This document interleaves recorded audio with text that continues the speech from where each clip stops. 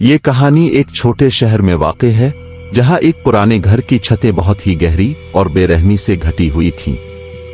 इस घर की तस्वीर देखकर हर कोई डरता था और उसकी कुछ गुज़िश्ता बहुत खौफनाक किस्से सुने जाते थे। यूसुफ और उसकी बहन फातिमा इस घर के करीब रहते थे।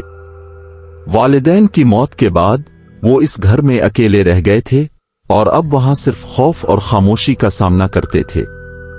एक दिन जब यूसुफ और फातिमा अपने घर की तरफ गए, उन्होंने एक इंतहाई पुराने और तबाहशुदा पर्चे को देखा। पर्चे पर लिखा हुआ था, खूनी लिखाई, आ गए, छुपाए नहीं जा सकते, मदद करो। यूसुफ ने पर्चा देखकर दिल की तेज धड़कनों को महसूस किया।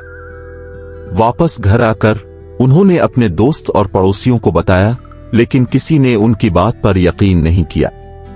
वो सब ने यूसुफ और फातिमा को मजनू समझा और उन्हें उन खौफनाक किस्सों के बारे में याद दिलाया जो घर के अराजी में बसे हुए थे।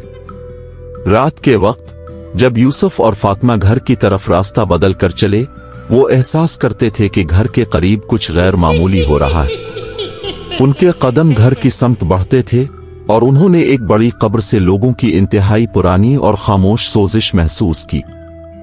जब वो घर की दीवार के करीब पहुंचे, उन्होंने एक साया देखा जो उनके पीछे हर कदम पर होता था। वो सब्ज आंखों के साथ जिन की तरह दिखाई देता था, जो बहुत ही डरावना महसूस होता था। यूसुफ और फातिमा के दिल की धड़कनें तेज हो गईं। उन्होंने एक दूसरे को देखा और जाना कि वो दोनों इस छांव के दिल में गिरफ्तार हैं।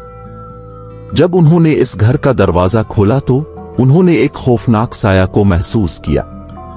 घर का अंदरूनी मंजर देखते ही वो बहुत ही हैरान रह गए। घर की दीवारों पर खून से लिखी गई थी, गोया मदद की तलब है, हम आ गए हैं, मदद करो। यूसुफ के हाथ कांप गए और फातिमा का मुंह एक हैरत अंगेज हालत में बंद हो गया।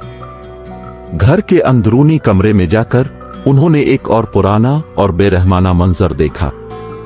एक कदीम आईना था जिस पर एक जिन का साया महसूस होता था। वो आईने की तरफ बढ़ते हुए देखते हैं जब एक जिन ने उनको देखा और वो हंसना शुरू हो गया। यूसुफ और फातिमा का दिल छलनी से भर गया। वो इन जिन्नात की मुकम्मल कहानी समझते थे। ये घर उनके लिए ख्वाबों की तरह था, लेकिन अब वो हमेशा के लिए इसकी बंदोबस्त में गिरफ्तार थे।